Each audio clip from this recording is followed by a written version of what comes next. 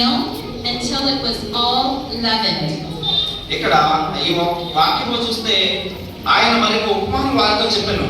పరలోక రాజ్యం ఒక స్త్రీ తీసుకొన్న పిండి అంతయు గుల్పి పిండి వరకు 3 కొంచెముల పిండితో దాచిపెట్టిన పుల్లని పిండిని పోలి ఉన్నదని చెప్పారు.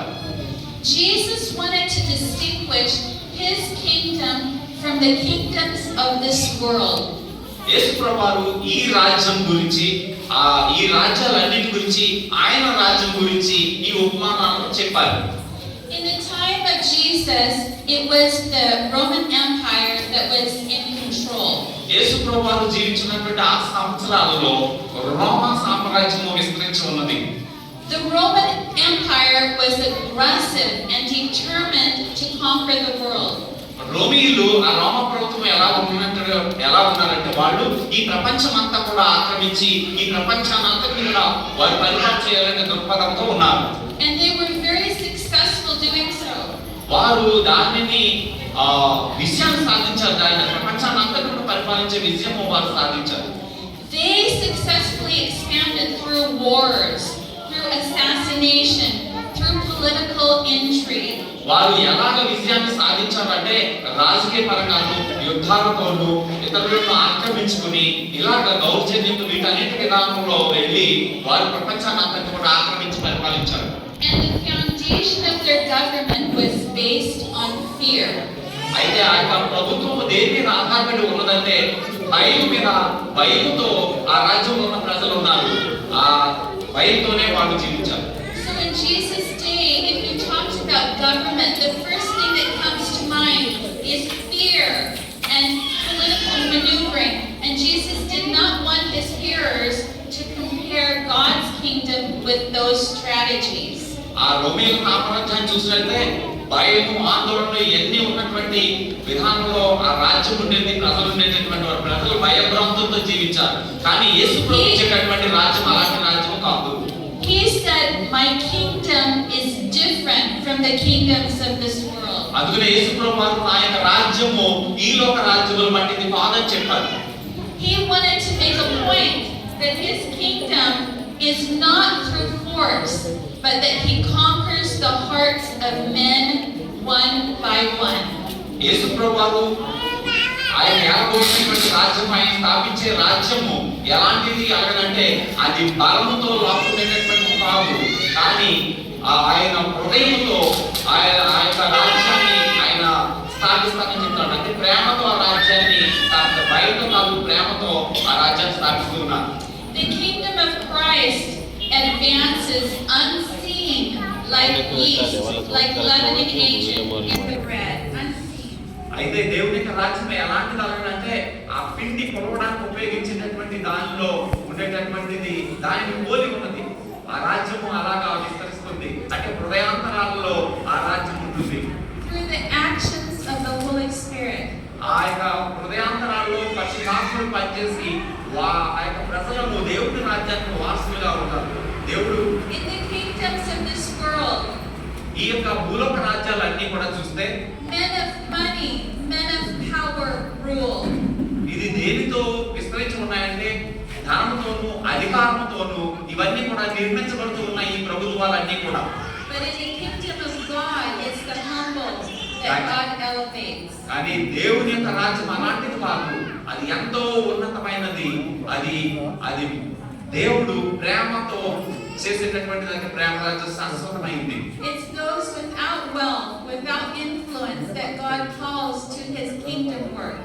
ఆయన యొక్క రాజ్యము ఎలాంటిదంటే ప్రతి ఒక్కరిని ఆ రాజ్యంలో భాగం, ఆ రాజ్యంలో ఉండడానికి పిలుస్తూ ఉన్నారు. దానికి హద్దులు అనేటటువంటివి లేవు. And opposite from fear, God's kingdom, the principal ruling power is love, not fear. దేవుని యొక్క రాజ్యము ప్రేమ ద్వారా స్థాపించబడుతూ ఉన్నది.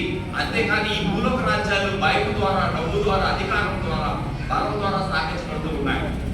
So to understand this a little better, let's stop and let's think about making a roti or making some bread. మరి ఇక రొట్టెలు చేయడం గురించి అంశంను మనం ఆలోచన చేసాము. అది కాక ఇంకా చూసినట్లయితే So step number 1 to making a bread is that you take the leavening agent and you put it into the flour.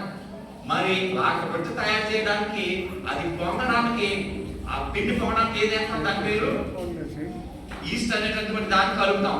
అది వేస్తేనే అది పొంగుతుంది.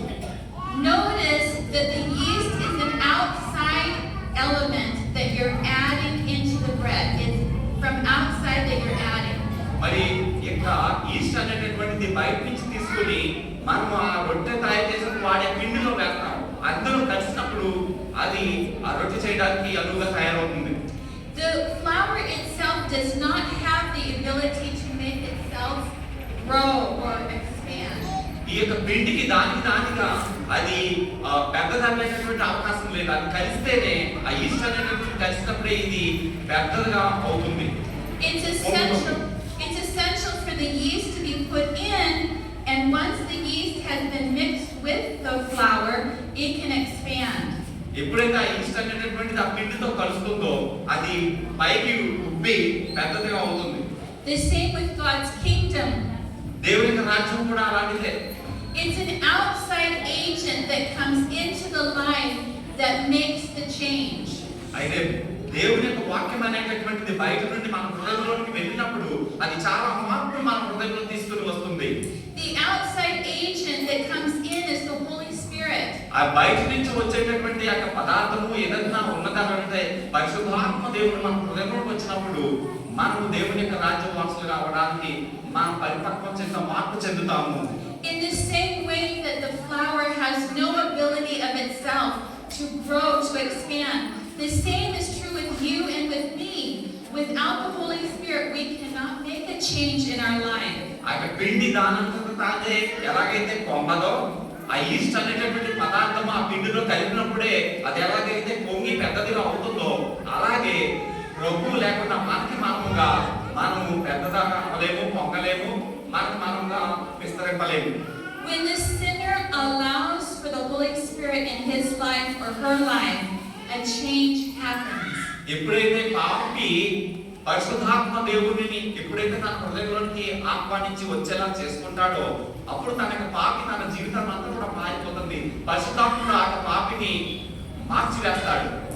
Education does not change us. మనం చదివే చదువు మనలో మార్పును తీసుకుని రాదు. Culture does not change us. మన సంస్కృతి మనలో మార్పును తీసుకుని రాదు. Nothing can change us except the Holy Spirit coming into our life that will change us from a wretched sinner into a child of God. మనలో మార్పును ఏది తీసుకుని రాలేదు ఈ చదువు కానీ కానీ పరిశుద్ధాత్మ దేవుడు మనలో వచ్చినప్పుడు ఆయనే మనలో మార్పును తీసుకుని వస్తాడు. ఏది మంచి ఏది చెడ్డో మనకు తెలుసుకునేలాగా తారతమ్యాలు మనకు తెలుస్తాయి. We cannot obey. మనము దేనికి విధేయులై ఉంటాము, దేనికి విధేయులై ఉండము. No matter how hard we try, we cannot obey. We cannot change ourselves. మనము దేనికి విధేయులవుతాము, చెడ్డకి విధేయులవుతాము, మనం మంచి విధేయులవుతాము, దేనికి విధేయులవుతాము అనేటటువంటిది ఆలోచన చేస్తే చెడ్డ విధేయులైతే మనలో మార్పు ఉండదు. The flour and the water cannot make bread. ఈ యొక్క పిండి నీళ్లు కలిపినంత మాత్రాన రొట్టెగా తయారు కాదది. They can make a roti but not a bread. కానీ దాన్ని ఆ రొట్టె తయారవ్వాలంటే ఏముండాలి? ఇవన్నీ కూడా ఉండాలి. ఏది తక్కువైనా రొట్టె అది కాదు, పరిపూర్ణత రాదు. It's only when you add the yeast in that it becomes different, that it becomes changed, that it becomes something new.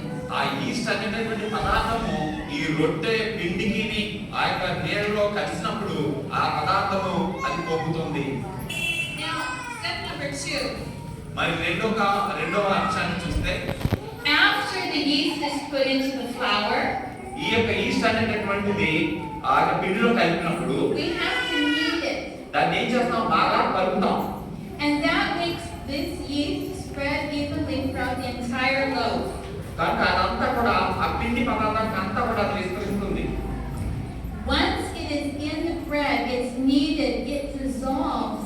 It no longer can be found. You cannot extract that yeast. It can never be separated from the bread. It becomes one. ఈ యొక్క ఉపమానాన్ని మనం జాగ్రత్తగా చూసినట్లయితే పిండి అయితే మనం వేరుగా పక్కన తీసేసి దాన్ని ప్రత్యేకపరుస్తాం. ఎప్పుడైతే ఈ నీళ్లు ఈస్ట్ అనేటటువంటి కలుస్తుందో దాన్ని ఇంకా ప్రత్యేకంగా దాన్ని వేరు చేయలేము, కలిసే ఉంటుంది. And at that point, a work begins inside. అలాగే మనలో పరిశుద్ధాత్ముడు తన పనిని మన హృదయంలో ప్రారంభిస్తాడు. అంటే దేవుడి నుంచి దూరం అయ్యేటటువంటి అవకాశం తక్కువగా ఉంటుంది ఎప్పుడైతే పరిశుద్ధాత్మ మనలో ఉంటాడో. It's an unseen work. ఎందుకంటే అది కంటికి కనిపించినటువంటి పని మనం